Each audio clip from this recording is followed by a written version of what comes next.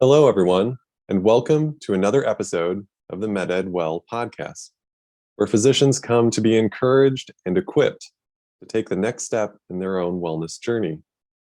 Thank you so much for subscribing, for sharing these episodes, and for engaging with these concepts. I've been so excited to just welcome a number of amazing guests, and today I'm honored to have as a guest Dr. Jia. Dr. Jia is a board-certified nephrologist and an assistant professor at the Zucker School of Medicine at Hofstra Northwell. She is also the founder of Published MD, where she coaches clinicians on how to build their authority and achieve their academic goals. Dr. Jia, welcome to the show. Thank you so much. It's such a pleasure being on this podcast. So tell us a little bit more about yourself and your journey to becoming a nephrologist and a researcher. I joined residency in a community program, and through that, despite being a community program, they had multiple quality improvement projects. From day one, we were paired up with first year, second year, and third year, and the second year would always start a project, and the first and third year would help out with the project. And so at the end of the year, we had six projects under our belt. Doesn't mean that it's a full paper, but we were experienced in terms of how to think about questions, how to think about a project, all the different elements in conducting a project. And so I felt like I needed more, and I did a master's and also went to pursue nephrology at the same time. So I did nephrology training and also master's in clinical epidemiology. That's how I went to both the clinical side and the research side. That was my initial journey. But what people don't realize is when I finished my master's, I had 0 publications. That means it's almost like you finish your medical school and you can't even see a patient. You don't know how to diagnose a patient. So I felt like such a failure and could not really find a proper research job. That means they don't give you protected time. You mainly have to see patients. And so I was very fortunate that our division chief, we had philanthropic funds, people who wanted to support a young researcher. And they gave me 3 years of protected time, 50% clinical, 50% research, and said, I'm going to invest in you one more time. And that was how I really took that opportunity and said, I'm never going to waste this time. I'm going to properly use this. And that really jumpstart my journey. Published 15 papers within 2 years and got a grant within the first 3 years, actually, 2.5 years, which was close to $1 million of NIH funding. And so that made me realize that sometimes first you need a second chance. And second, if you get the right mindset, get the right strategy, and you plan your days right, and finally the right skills, you can jumpstart your career really quickly. Doesn't matter how badly you have been, 0 publication, you can go very far if you get all the right strategies. So that's kind of my journey in a nutshell. Well, thanks for sharing that. I heard in there, you mentioned mindset, just saying at the end of your master's, you had 0 publications, and what you were making that mean about potentially it being a failure or just some of those things. And really the number of publications was just a number. And then as they invested in you, like you were able to transform your mindset. But I am interested to hear about some of those habits and some of those intentional thoughts that you had to kind of transform your mindset. So tell me a little bit more. Yeah, absolutely. So important. Maybe let me share my mistakes first. During my master's, then you can see why I had to change. So first is I took the work-life balance a bit too far. I just had a baby, 2 years, and during master's, you suddenly go from 100% clinical time. When you get master's, you get 75% research, coursework, and then 25% clinical time. So this major shift was so difficult for people who see patients all the time. And whenever I have free time and I'm not seeing patients, I felt like I'm not doing anything. So and later I realized it was because clinical work is very reactive and research is very proactive. You almost have to switch your mind to a different framework to be able to fit that in. So why I say clinical work is very reactive is because most of the time you just need to show up to the hospitals, patient come to you, you get the pages, you get the calls, you write the notes, and you're done, you go home, right? You don't have to plan your day. Say, okay, I need to plan to see 5 patients. So it's patients come to you. Same as clinical work in clinic. You go there, you show up, you have 8 patients, then they come in. No show, fine, but the patients still come in. Research, if you don't do anything, the paper doesn't get written, the data doesn't get collected, and nobody holds you accountable. And if you don't plan it right, people don't really have a good timeline for you. So one project could take 1 year, one project could take 5 years, and no 2 projects are the same. And so nobody can say you are actually slow. So only you know, and you can fudge your time, you cannot do anything, and nobody realizes you're not doing anything. So I took the work-life balance, came in at maybe 9:30, left at 4, and in between, I would check a few emails. I would check my Epic inbox, which is the charting thing, and realize, and I wasn't doing my research, proper paper production activity. So that was my mistake. And to answer your question, the big mindset was switching, that I now need to take control of my own schedule, no longer wait for people to schedule me. I schedule it. I have to create my own curriculum. I have to create my milestones, my key performance indicator. How do I get all the steps done to achieve that paper and reverse engineer it? So that was the biggest change in habit that I have to make. So, yeah, beginning with the end in mind, like Stephen Covey, and just, you said, working to give that structure, which I think in the clinical space, a lot of times that structure is given to us, whether it's going on rounds or this is how things will work in terms of maybe an outpatient thing for me as a pediatrician. But yeah, being proactive and having to look forward, it's a very different skill set. Right. So where do you see some of these milestones showing up in terms of how you ultimately made that switch? So first is the lack of publication. That is the final product. Then I had to talk to multiple people, multiple mentors, and now stop and observe what they have been doing. So one thing when you talk to mentors and you try to get advice is they will give you advice through their rose glasses, colored lenses. So they will say things like, you need to work hard, don't worry, you'll be fine, you just have to follow your passion. But you can't take that. You actually have to ask them what they actually did during that stage. And when during year 1, during your master's, tell me your schedule.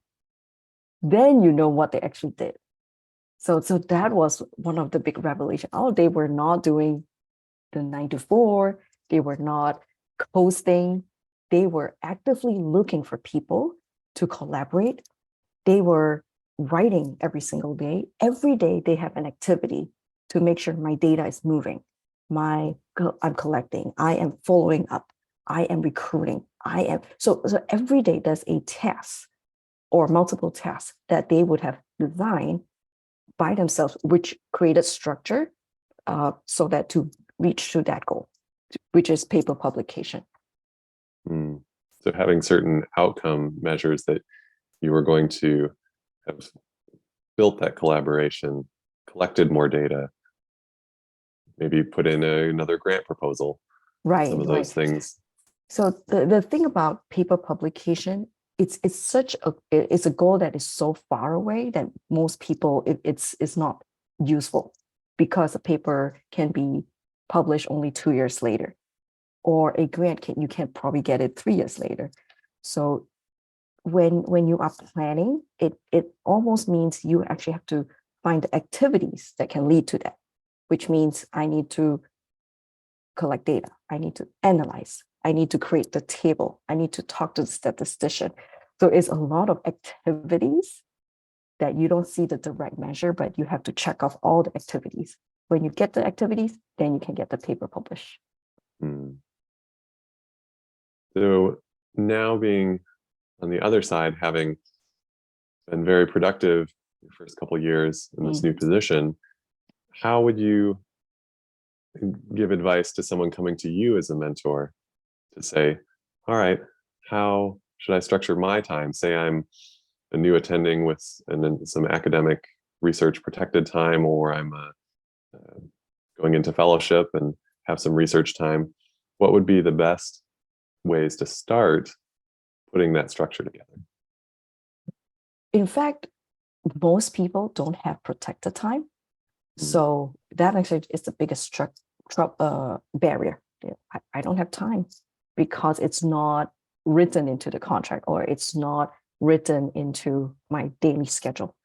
So again, if you want to be successful in research, you have to, despite not getting any time, protected time, you have to switch and say, I need to create a block of time, squeeze out some clinical time, squeeze into a smaller section, and carve out your own little 1%, 2%, 5%. Even you're talking about 10%, we are talking about 2 hours of the week. So you have to first commit and figure out later, commit, say, I am spending 2 hours in this week to do scholarly activity. Put in the calendar first. That is the first advice, because if you don't put it in a calendar, your patients and activities, forms you have to fill will always fill into that spot. So first, make sure it is in the schedule. Second thing I would always say is treat it like a clinic appointment. That means if you treat it like a clinic appointment, you take it seriously. You never not show up to clinic. And if you can't show up, you have to reschedule it. You can't just, oh, too bad. The patients will complain, right? So you treat that session really, really important. And people will give me pushback when I say, oh, I can't do that because my patients need me. I cannot see my patient. I can't skip a patient. I can't, if somebody wants to fit a patient in that session, I can't do that. Then I will always say, no, you are helping a patient in that 2 hours because your paper is going to help hundreds of patients, 100 future patients. If you can move that little needle and you trace it back all the way, you are actually helping a lot more patients and a bigger impact. And even if it's a medical education research that's not directly patient care, if I help better medical education, I'm training better medical students, they become better doctors, and then it scales. So it's a shift in mindset. Like I am helping patients, I am moving science, I am helping people. So be committed with that 2 hour block. All the chipping away of work will really pay off. It's huge. Just putting it on the calendar, treating it like a clinic appointment. I think that really gives a visual and a metaphor that physicians listening and others will be able to connect with, because no, you have to treat it like the really important thing that it is, because I think each of us wants to move things forward, whether it's just in patient care or with these scholarly activities, because by advancing the science and the medicine and all these things together, that's how we really continue to progress. Right, right. So as you've carved this out and gotten these publications through, how have you figured out your new balance of clinical time, research work, now into entrepreneurship and being a parent? Right. So there's always a time where we are out of balance. Actually, let's even come back to the word balance. I one of my nerdy activity I like to do is actually look up the definition of words. And when you look at the etymology in the word of balance, it actually means you are never static. Balance actually means you are always in movement. So which means sometimes by definition, balance is never static and you're always moving things around.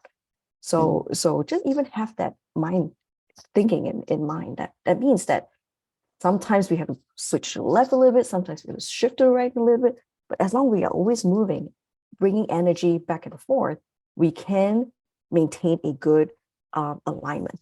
And so my key to so-called work-life balance is alignment in all areas of my life. So when I started with research, I love acute kidney injury. So that's my research goal. And as soon as I think, okay, now how do I balance my clinical work and research? Let me make sure I am seeing more acute kidney injury patients. So I want to do more clinical work that is related to acute kidney injury so that my research and my clinical work are more aligned. So that's the first thing. Then second is my business entrepreneurship. I could do things like real estate and there's so many side gigs, right? But it's not aligned with my own skill set and what I'm passionate about. So I thought, I had my own skill. I had my pain before and now I've grown. And I wish I had certain advice when I was starting out. And so I thought this is a good business opportunity where I can serve, I can help, and all the things I learned through my journey as an entrepreneur has been helping me because every time I have to create a course, I have to take a YouTube video, I have to do additional research because what if what I'm saying is not right? So I have to do more research and look things up to make sure it's accurate and be more concise. So the business side is feeding energy and helping my personal growth as a researcher. And my research is also helping me in terms of my business because I need to think a little bit more research, how to look at things, how to look at the numbers, how to look at the data behind the scenes.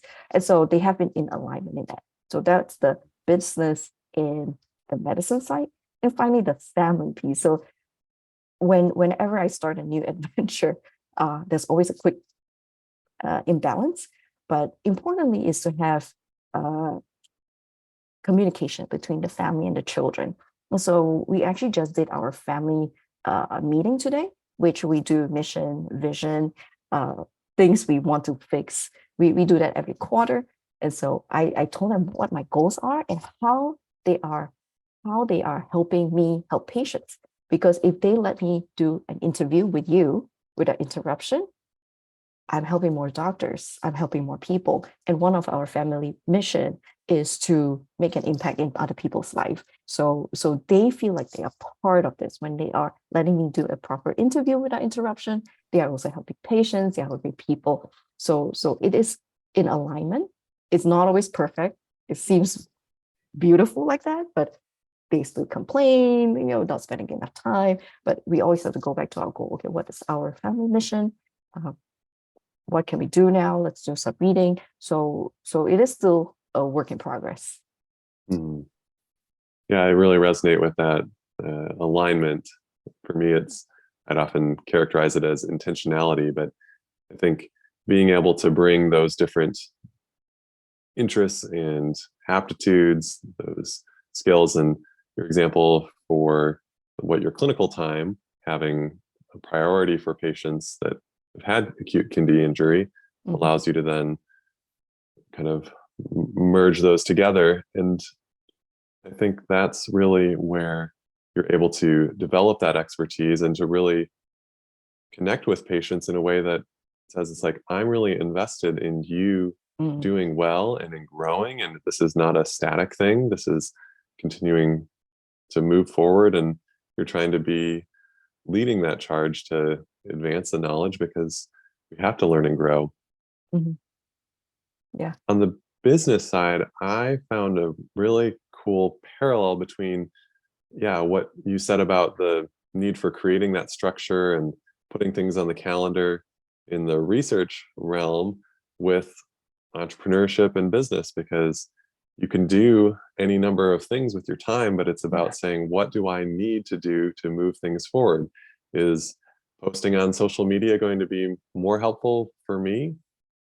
Maybe, but ultimately I need to connect with my people and send my weekly email so that they know about what's going on, what I'm thinking, the latest episode, or prioritizing communication with guests like you to be able to cultivate these connections to help other physicians. And so I just really appreciated that. And so whether someone wants to do a side gig or not, these skills of living in alignment and having that proactivity can help you wherever you're at.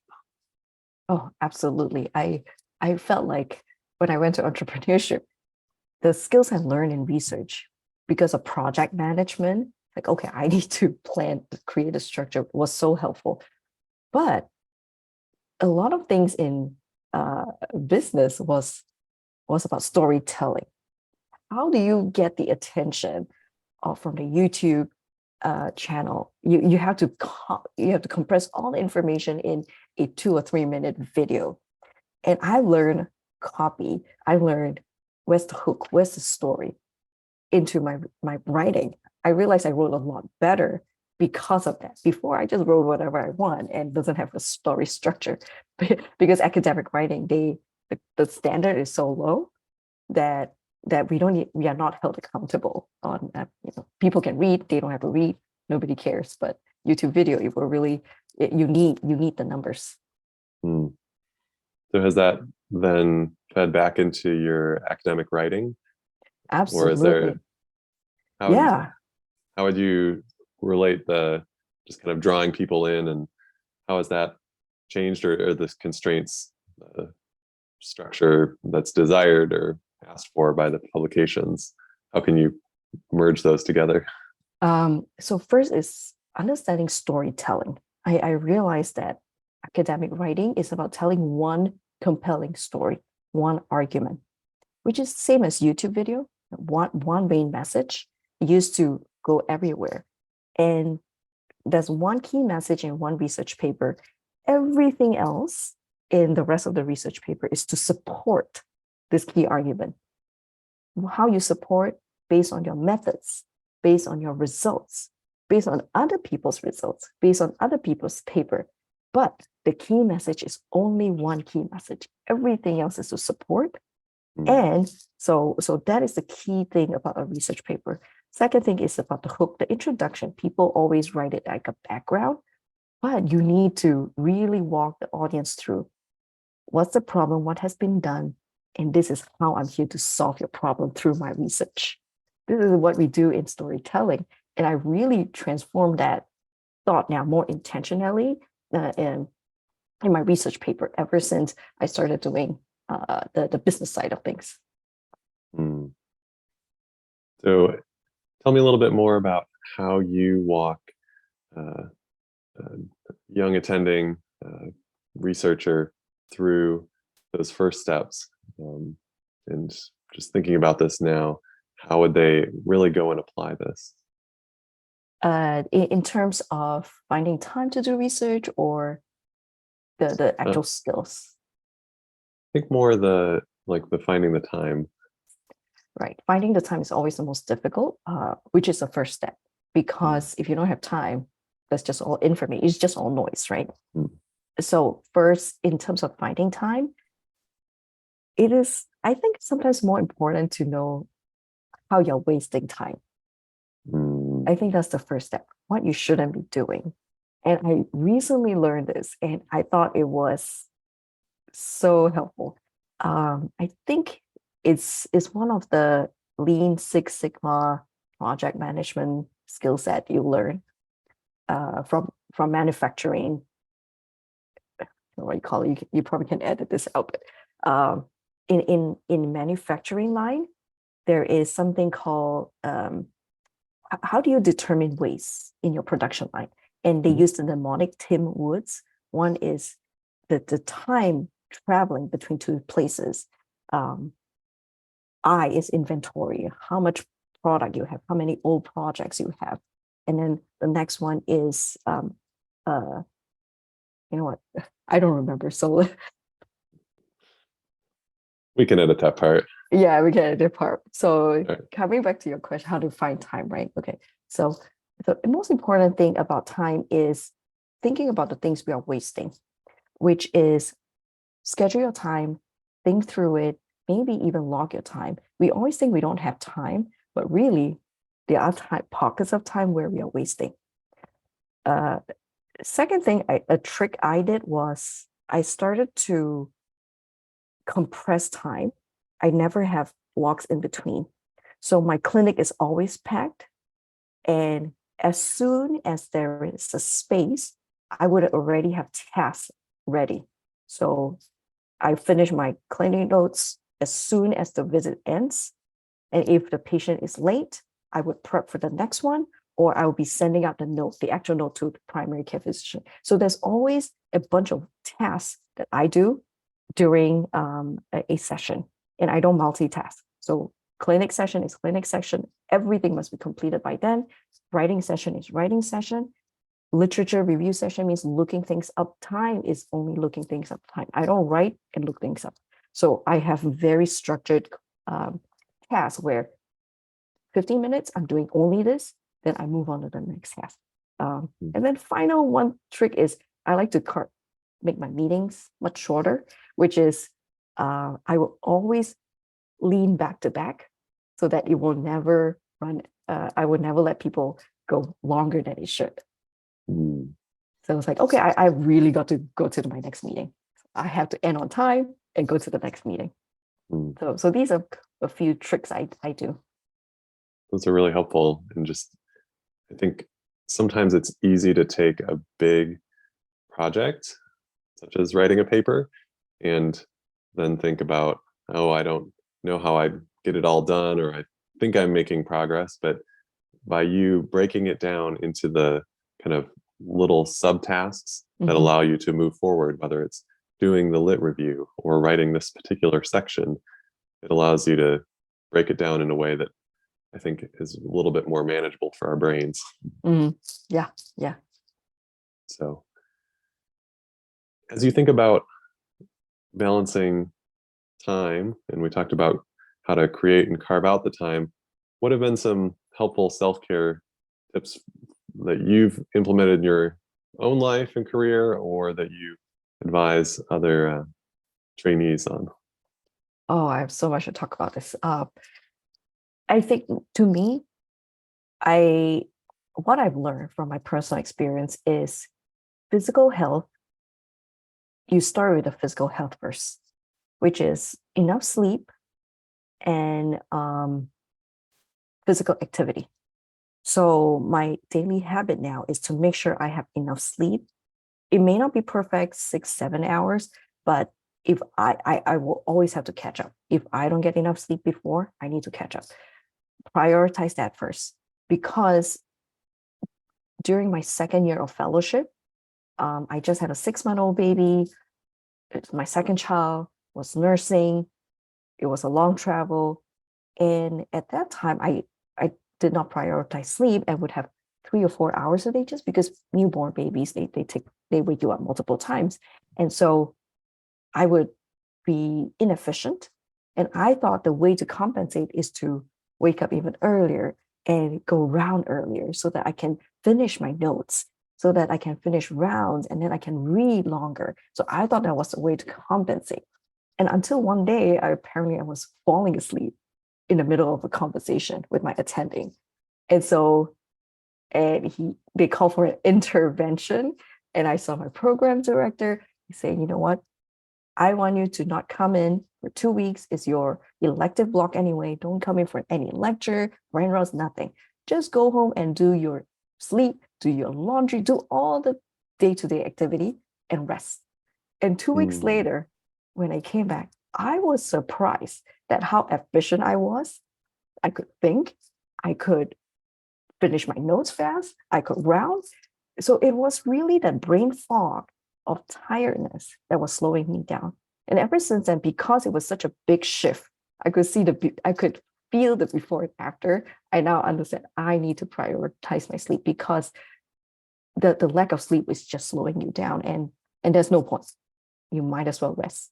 Then the second part is the physical activity. I used to go gym maybe once a week, once every 2 weeks, and then you fall off the wagon, right? Then I realized if you do it every day, it's easier than when you're doing it 99% of the time. 100% is always easier than 99% of the time. And so now it doesn't even matter whether it's a good day, bad day. I will always try to do some form of activity. Usually I go to the gym, but if I'm ill, let's say I have a call, I can't be spreading the germs to other people. I have a backup plan. There's always a backup plan. That's important.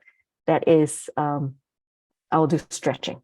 So you decide that on good days, this is what I'm going to do. On bad days, this is my minimal task. So then you don't have an excuse. Oh, I need to think, oh, I can't go. So now I don't know what to do. You have already created my plan that good days, I'll do this. Bad days, this is a minimum. I'm just going to do stretching or exercise band 10 times and I'm done. So that helps with the 100% physical activity for me. Well, it's really helpful because our brains are sneaky and they want to think, oh, it's like, well, I won't do it this day. But having your own back to say, this is what I'm going to do in this situation, so that you don't just make excuses and do something else. Yeah, and slow bar is it's not even really high. It's a very low bar, and just say just 10 stretches. That's it. Yeah. Well, and going back to your sleep advice, that is such a gift that your program gave to say, go care for yourself. And I think that's so important to say, you are an individual with value and like you're a whole person. And you bring that as a researcher and a clinician, but also as a human. And so it's like we bring all of ourselves to each of these areas. And so being able to see the value in that is such a gift. So I'm glad they were able. I was so fortunate. Of course, at that time, I felt like a punch in my gut because, oh, I got found out. They finally knew I didn't deserve to be in that program. But I'm so fortunate that they gave me that opportunity to even rest and recognize that I'm here for you to take care of you. And they were looking out for me. So that was really important for me. And I till this day, I still appreciate that so much. Well, and especially when I think a lot of medical training, undergrad, med school, residency, and fellowship, it's all about the doing and doing more. And yet it's doing more because you're doing it more efficiently because you're getting that extra rest. Yes. Yeah, absolutely. So as we wrap up, if there's one final thing you want to leave with our listeners, as I think about, we talked about research and clinical medicine, self-care, time management, productivity, what would be the thing that you wish you had known when you were first coming out of training? I would say invest in yourself. So that's the first thing I would say. And we like to, as we went from residency to attending a fellowship, I remember the conversation was all about, oh, are you going to buy a new house? I don't know. These were the comments. Are you going to start getting a 401k? That sort of investment topics. And now looking back, and that time was in my mind too. It was only when I was in pain, where I could not get a good job, that I started to think, what am I doing for myself? We tend to think that investment in house brings you safety, but actually investment in ourselves to bring the skills, investing in ourselves to be able to get a good job, to be able to earn money. That brings me security, not that house, not that 401k. First, start by investing in myself. I think if I knew that earlier, I would have started my whole self-development journey a lot sooner. I could have progressed a lot faster. So if you want to think about investment in one advice is start with yourself first, that everything else will follow. Thank you so much, Dr. Jia, for joining me today and for sharing such amazing insights. Thank you so much for having me. It's a pleasure talking to you. Thanks. And now for all of you listening, I really want you to consider how you can apply what you've learned from Dr. Jia in today's discussion. And then please share this podcast with another doctor in your life and subscribe to it yourself. You can help change the culture of medicine and promote wellness for your patients, your colleagues, and yourself. Thank you so much for all that you do, and have a great day.